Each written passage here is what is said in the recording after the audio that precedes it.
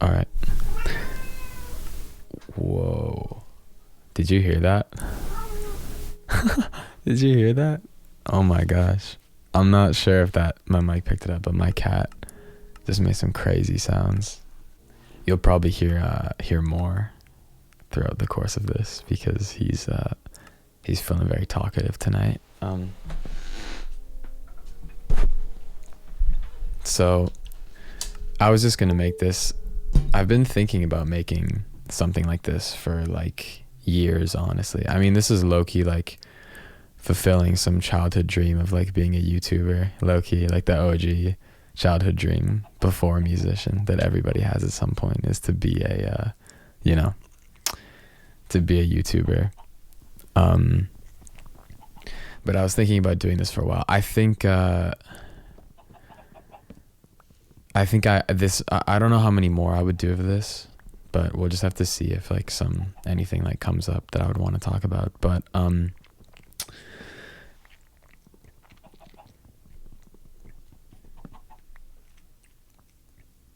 sorry. But a lot of people in the group chat, soon to be Discord, I should add. Soon to be Discord. But right now just the Instagram group chat. A lot of people in there always talk about, I know I'm not too active in there, like I don't say too much, but I do read most of what people say. And a lot of people talk about like drugs and like struggling with stuff like that, which I think it's very nice that maybe my music and just wanting to be in a chat where you get unreleased music has kind of become something a little bigger where people are kind of really bonding about stuff. I honestly, like, every time I look in the group chat, I get so happy. I think they're talking. I think someone's talking right now, actually. Like a couple of minutes ago, people were having a conversation. Yeah, I think that's just the one thing that I see a lot of people talk about is like drugs and sobriety, struggling with sobriety. It seems like a lot of people have some common issues with that, or at least, have had some issues like that at some point in their life. And I think I kind of just like, these are all things that obviously I explore in my music fairly often, although I kind of do it when I sing about something like that in my music, I'm kind of writing about like myself at the time, whereas now if I talk about it, I'm going to be talking about it with a lot more like introspection and like perspective. So this might be a little bit more like immediately helpful, but I'm sure it'll be just as interesting. I thought I would just talk about some of my experiences with a lot of these things that people sort of talk about, in the group chat, and talk about, struggling with. I actually have some notes because I've been wanting to make a video like this for a couple of months. And I just really finally got a chance where I realized, this could actually be like quite relevant to some people. By the way, I'm never gonna like publicize, or I'm never gonna like post this anywhere other than like just some like weird like other YouTube channel. So if other people find this, like, welcome, I guess. Like, I hope you enjoy, but this is really just for my my couple of people who fuck with me in my unreleased group chat. Well, everyone fucks with me in my unreleased group chat. That's why they joined, but you understand what I'm saying. So my first time with drugs, my first experience was, I think I was 14. I'm just going to go through a lot of drugs, and I'm just going to go through stories from each of them. I think my first time, well, I remember my first time completely, actually. I remember shocking amounts of detail from it. I was 14, and it was the summer. And I remember I was with my friends, and I had just gotten back from like the mall with them, and I just bought these fucking like disgusting Vans. Like, I made like the worst decision ever. They were so fucking ugly. They were like cream and like brown or some shit, which doesn't sound that bad when I say it out loud, but it actually was quite bad. And I bought these fucking Vans. I had like a job that summer, and I spent like 2 weeks worth of money on those fucking ugly Vans. And we got back into my apartment complex, and I had kind of like this guy who was my neighbor who went to our school that I was kind of friends with. Well, I was actually friends with him, but I didn't see him all that often, even though we were neighbors. But I think we just ran into him and he just invited us over. And you know, at this point, at 14, it's funny, I kind of did things in like reverse order, low key, because I had never even drank before, and we just went straight into like other stuff. I had we drank alcohol after like smoking, after like doing weed for like months and months and months, and then we started drinking, which is like not what you'd expect. And I remember we got back into his backyard and he just had this like bong, which, by the way, I hate bongs now. I haven't hit a bong in like 3 or 4 years, I think, because I just hate them. But my first time was with one, and I remember we hit it, and then we chased it with Kool-Aid. He had like this fat box of like Kool-Aid packets, and we were just like downing them all. And all I remember that happened was we all, like 4 of us, there's 4 of us, and we all like went to go get KFC because it was like within walking distance. And I just remember we pressed the button at the crosswalk to cross the it's like highway, sorry, not highway, it's just like regular street. And we pressed the button and we waited there for like, I kid you not, like 15 minutes. We just stood next to the pole after pressing the button, like talking for like 15 minutes, and then we finally realized that we should get out of there. And we had a couple experiences like that were just kind of fun, you know. But the first time, it was like crazy. It was not too far after that. I think that was the summer, and this was probably the fall afterwards. So this was probably just a couple of months after. I have asthma. Okay, fun piece of lore for you right there. I have asthma, and I remember I was having like, I used to get it like really bad around like fall and like winter, and so I was just like hitting my inhaler all the time, you know, because that's like, it's like what I had to do. And I remember we invited that kid over. I don't know if I'm going to say his name. I might have already said his name by accident, but I'm not going to say his name. But my neighbor, we invited him over again, and he brought his bong, and we hit that shit like probably really poorly. So we just kept on doing it. And I remember I was like coughing a shit ton, like way more than usual. And I was like, oh shit, it's probably because my asthma. This dumbass, like having asthma, like, and then hitting a bong is like the dumbest decision you can make. But I just didn't like think about it like properly. And so I went upstairs and I started hitting my inhaler. And then I went down and I hit one more, like of the bong. And I remember that like sent me into like ego death. Like obviously not at all anywhere close to ego death, but like for like it felt like that at the time. I remember. I'm gonna call this one It was crazy. I was just going in and out of blackness. I remember I was still 14 at this time, and I remember I just sat down on this couch afterwards, and I just laid down, and even when my eyes were open, it would just be like regular vision black, regular vision black, regular vision black, regular vision black, and it just kept doing that. And I remember describing it to my friends at the time. I remember being so high, and I was just sitting there, and I was like, guys, someone keeps deleting my real life window. Like that's what I kept saying. I was like, someone is dragging my real life window off screen. And I remember I kept describing it like that, and they didn't get it because they were also high. But I just remember I kept saying that. Like that was the best way I could describe it. Is I was like, somebody is dragging around my real life window. Like you would on a computer, you know, like you grab like Google or some shit, or like Safari, and you can drag the window around. Like that's how I was describing it. Is it was just they were dragging it off screen and then dragging it back on and dragging it off, and that's how it felt. Which funny enough, I think I kind of make music videos like that now, which is interesting.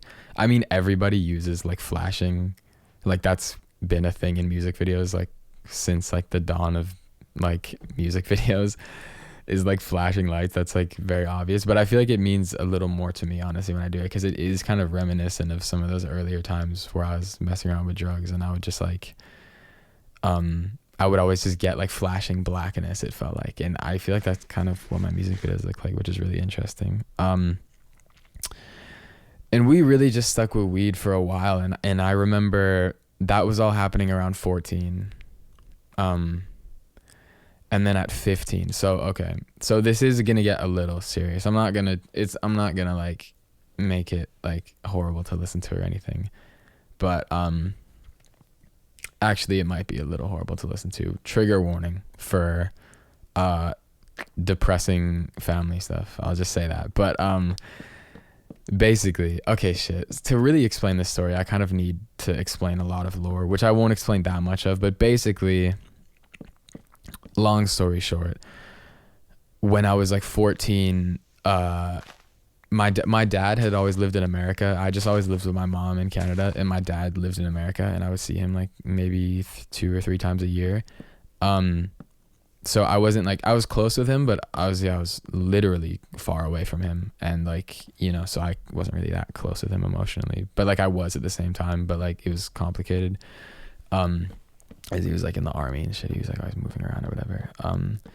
And in 2014, when I was 14, I don't know what year that is, he basically went to jail. I will maybe get into this in another like thing if I do another one of these, and I want to, you know, do some more like giving people insight or whatever if anyone needs it. But basically, when I was 14, my dad went to jail in Baltimore. That's where he lived. He lived in Baltimore, and he just went to jail for like doing some fucked up stuff. He was like abusive to like my stepsister.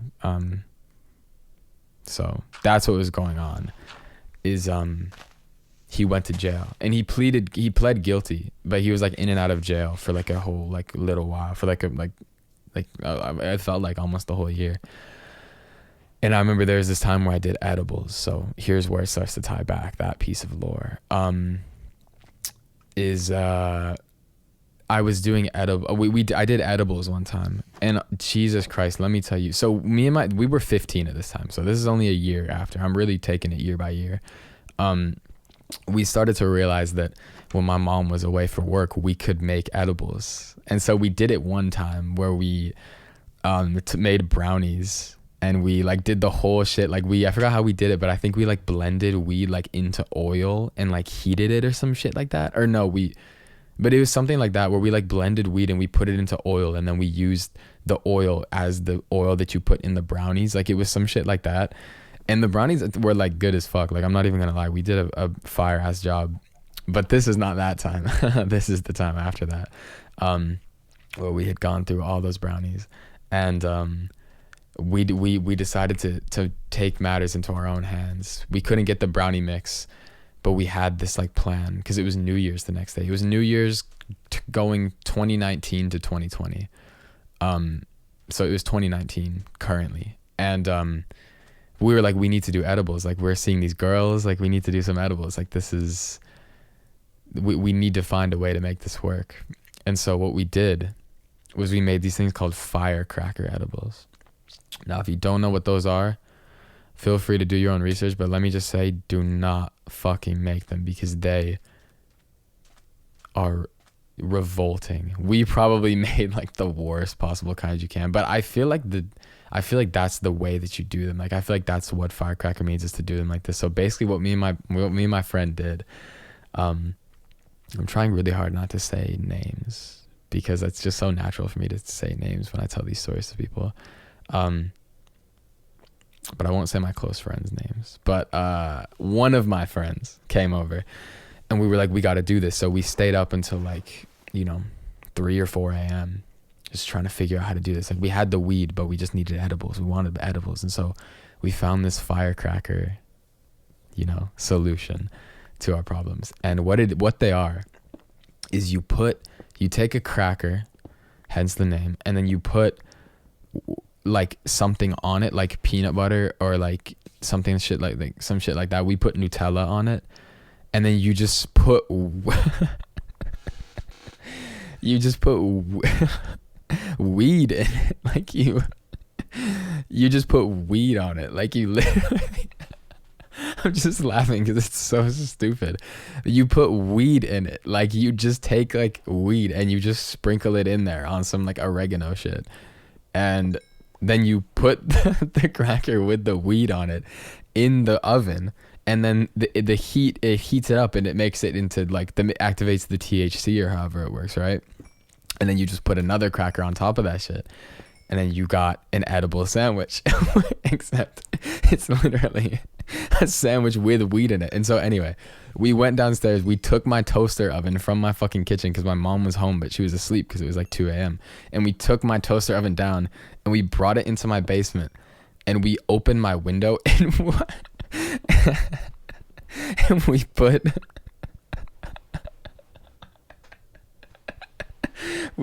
the toaster oven outside.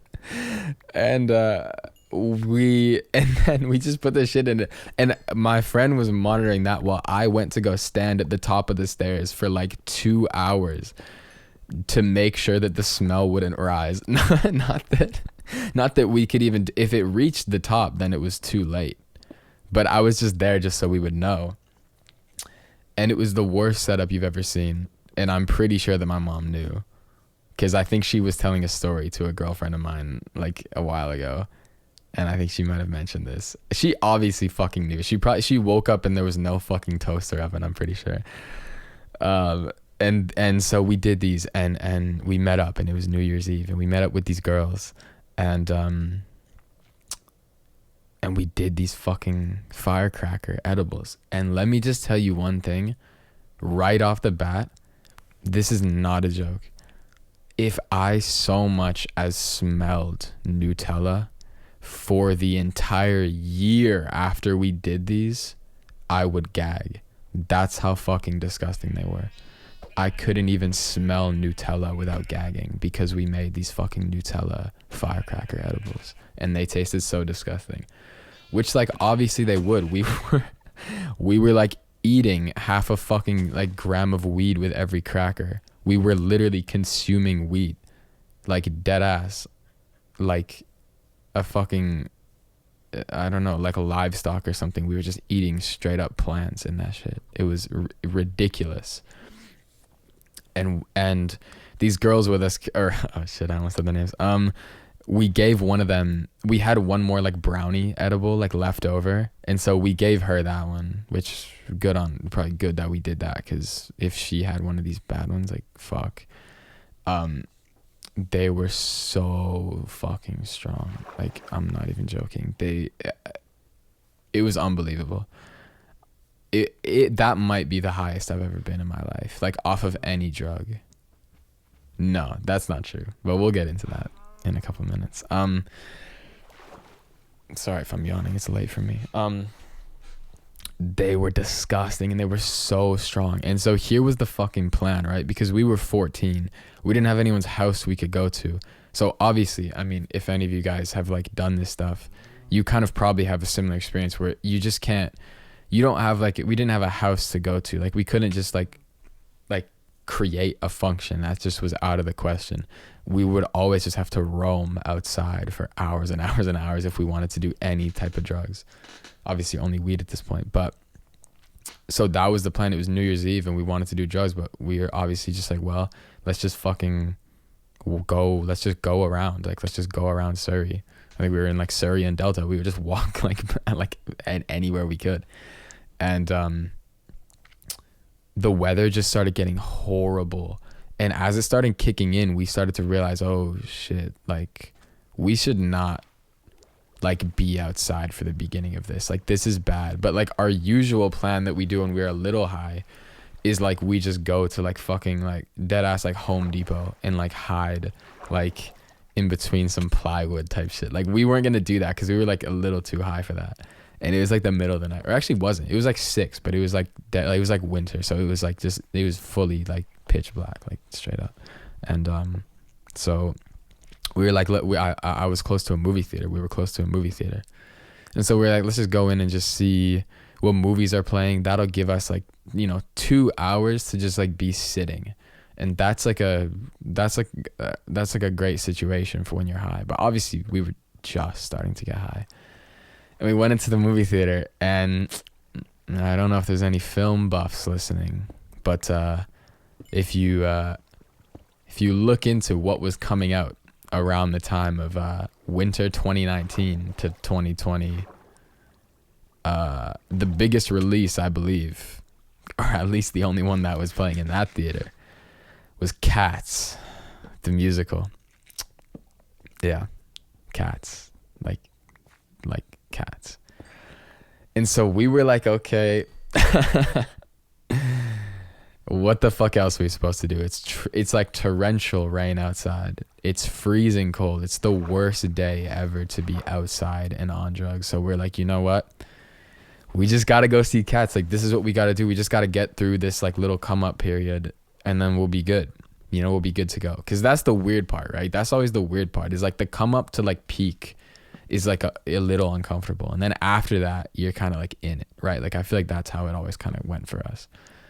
You just gotta like adjust to it. So we're like, we'll just be inside for that. We'll see fucking cats. It's fine. That movie was like funny at the time anyway. Like, it was like, oh yeah, it'd be funny to say that we were high and we like saw this dumbass movie. And so we got in the theater, and this is how it went. Okay, we got in the theater.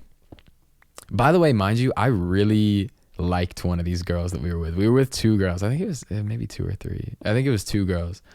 And it was three of my friends and two girls. And I really liked one of these girls. And I just made an absolute fucking fool of myself. I sat next to her in the theater. It's funny. I pulled that move with somebody else, actually. I'm just realizing. Like 3 months before, I liked a different girl. And I also got high with her and my friends and her friends and went in the theater and sat next to her. But just like made it like a fool of myself. Well, she made more of a fool of herself. She greened out. But this time, the girl that I was into was the only sober one there, which is even worse because we were not sober. And so this is what happened. We were sitting down. The music started playing. Like, we got to some song, and I just realized, what the fuck? I can see music.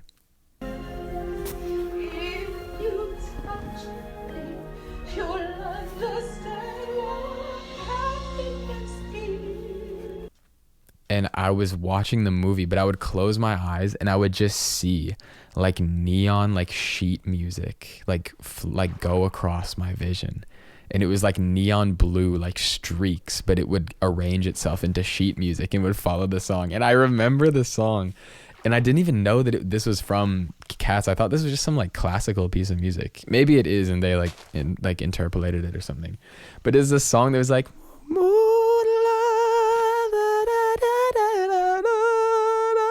and it was like that. And I remember I heard that, and I was just like, I can see this song. I'm not even joking. I can see this song right now. And then I would open my eyes, and it would be like James Corden, like CGI'd onto a cat, and it was like the worst. Like, I wanted to keep my eyes closed forever.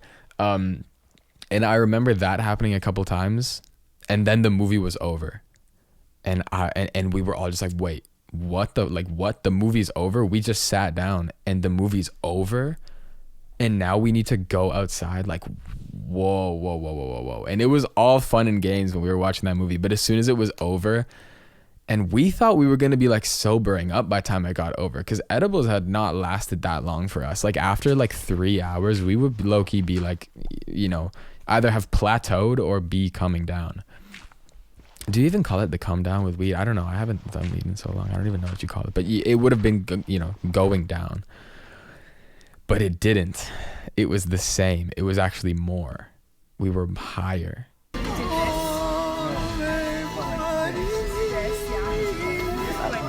And the movie just ended in a snap. We sat down. A couple like antics happened, and then it was over. And it just like, we just like sank into our chairs, and we were like, oh my God, what now? That didn't even help.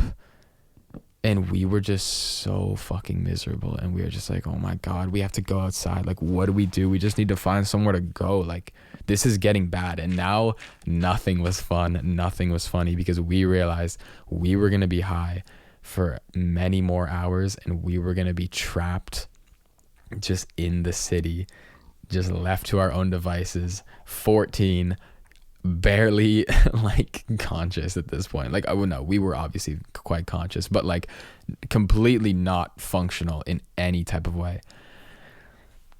And we just started kind of internally like spiraling. We just started to walk around, and the girl who did the edibles, we gave her one of the brownies, so she was kind of sobering up a little bit, and then the other girl was sober. So at this point, it was just me and my two friends, and we were just getting bad. We weren't talking, and we just started to get so like low in our heads. And we didn't talk about it at the time, but we like we got together afterwards. And we like talked about what happened, and we all had very similar things happen, but it got bad, like fucking bad. Like I remember we were just walking through the city, and I would just see like a foot of water in like the gutter, and I would just keep on thinking, bruh, I just want to lie down in there and die. I'm not even kidding. I would be like literally dying in a gutter would feel better than how I fucking feel right now, emotionally and physically, just from the drugs, but also the emotions that it brought out of me. I was feeling that bad, and my friends were feeling similar things. And it got to a point where we were like, okay, like we just went to Subway. That's what we did. We went to Subway, and we just sat down in Subway, and this is where it gets a little trigger warning-y.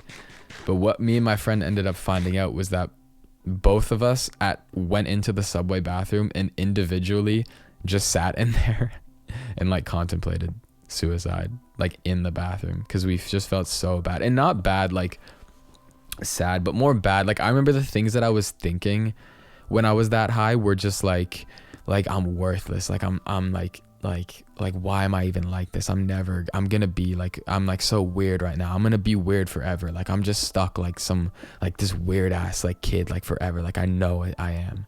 And I was just thinking stuff like that. And so we did, feel a little suicidal. Well, very suicidal, honestly. And we had both gone into the Subway bathroom individually and just stared at ourselves in the bathroom and just contemplated it and just been like, we could do it right here. Like it's not that hard. We could just do it right here.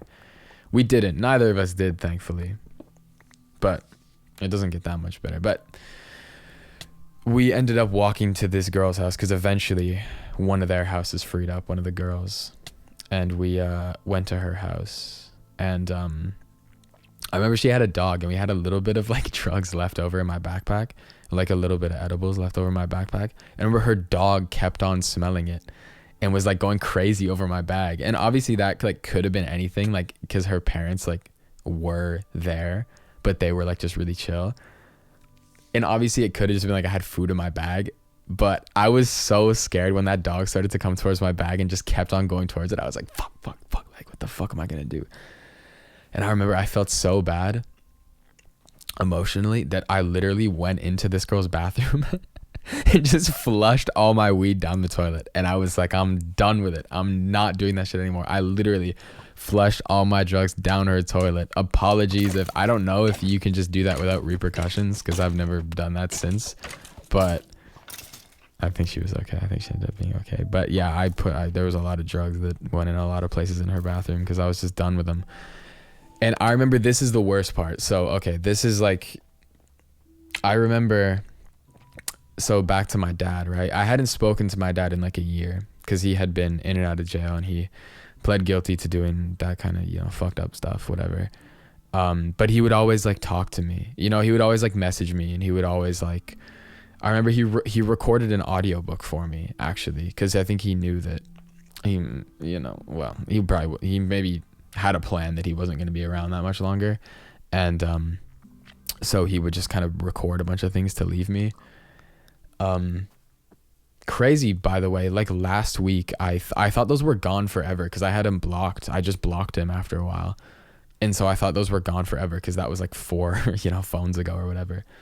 But I actually found a letter that he wrote me. I found like his suicide letter kind of that he mailed me. And he wrote the URL to the audiobook, and I actually listened to it. I started listening to it recently. And it was really weird because he sounded a little final despite his only middle age. And so back to 2020 now. Happy New Year's. I started talking to my dad. I was just sitting on the couch just with my friend, and we were just sobering up a little bit after hours and hours of just meandering around in the rain, just contemplating death. we were finally inside and we were just kind of sitting and just all on our phones, and I just remembered of my dad. I just remembered my dad, and I unblocked him and I just messaged him, and I was like, hey, what's up? And he messaged me back, and I remember I told him about a new MIDI keyboard that I got, and I told him how my music was going. And I remember he asked me some question, but eventually I just stopped answering him. And that was the last time I ever spoke to him, actually, was that time when I was high out of my mind and had been contemplating suicide for hours and hours and hours. And that was the last time I ever spoke to him. I was that high. And I just stopped answering him at a certain point, and that was it. Last time I ever talked to him. And so that was a weird time. That was a really weird time. And I remember I woke up the next day and I was just so happy that I was alive. That's the positive thing that happened. Was I remember it was kind of beautiful almost. I remember I woke up and I just kept on like touching things. Like I just woke up and my mom was like at work or some shit. And I was just in my house alone, and it was like a kind of grayish like day. But I just remember it was just nice, and I remember I was just going around my house just like touching things, like touching a desk, touching a wall, touching a couch, touching my own face, touching my clothes, smelling my clothes, and just like taking in like my house. And I was like, wow, like I almost couldn't believe I was alive for some reason. You know, I kind of did feel like I was very close to death that night. Like it wasn't a near death experience because I wasn't actually like dying at all. But emotionally, it kind of was. And I remember waking up the next day in a sober mind. I was just so enamored with like the world and the fact that I was still alive. And that was weird because that's kind of a powerful way to like end a year and also to begin a new year, right? Because all that shit was happening, and that was 2019. And then I woke up this next day, and that was my first day in 2020 was like just going around my house, touching it, feeling grateful to be alive because I felt like I was dying on the last day of 2019. Very weird. Very weird. Very weird. And yeah, that was I think we may have stopped for a little bit after that. You know, we didn't stop for that long, I don't think, but we definitely we did not do edibles again for a very, very fucking long time after that, because we were like, that was bad, let's stop, which is a mature decision that we made at 14. And that was how most of my early drug experiences went, you know, was a lot of them were kind of weird and depressing, but also there were a lot of funny things about them, but a lot of it was just kind of depressing like that. And this is still at 14. And then summer of quarantine hit. Well, quarantine hit, but then the summer kind of happened, you know, and we were still in quarantine. We were in quarantine for a while in Canada, I think. Maybe longer than places in America, but I don't really know. But we were in it from like March to like August, I think. And then when school year started back up in September, we were still like wearing masks, and we were only doing like half online and half like IRL. So it was kind of on some shit like that. But summer of quarantine, it was very like kind of, it was honestly beautiful, man. I love that time. Maybe is that, I don't know if that's wrong to say, because obviously a lot of people had really hard times. I'm very lucky. I know I'm very blessed that was like a like time of like solitude and self-reflection for me, because a lot of people were probably out there like really just struggling. But you know, being young and, you know, and healthy and stuff like that, I didn't really have any health concerns with it all. And you know, it was just me and my mom, and you know, she's relatively young and healthy as well. So we were kind of just chilling honestly. And me and my friends would just go out biking all the time and shit like that, you know, like you know, just stuff like that. And one day, I think this is probably July, I want to say, we thought we should dabble in shrooms. Yes, so this is where it starts taking a bit of a turn. We start getting into shrooms. We had been wanting to do them for a while, and we had a shroom guy. We had a shroom girl, actually. Worst dealer of all time, by the way. Listen, drug dealers are so like unpunctual. Me and my friends would always say if we became drug dealers, we would own the industry, because these people aren't even getting there on time. They're idiots. I had some great drug dealers, but this girl was difficult. This girl was a difficult dealer. But we got these shrooms. I remember the strain. Oh no, this wasn't that strain yet. These were golden teachers. That was the strain, and that's like the goated one to start with, I feel like, because those are just like chill. They're just like the regular ones, you know what I'm saying? Like just like regular. So do I want to? Okay, I might do this in two parts. I might do this in many parts. I think we're going to leave the weed for part 1, and then I'm just going to record it right now, but I'm just going to upload them as different parts. So I'm going to do the shrooms after this, because I'm realizing this is really long. So, okay. I'm going to do this in the next video. So just give me 1 second to get a new recording going here.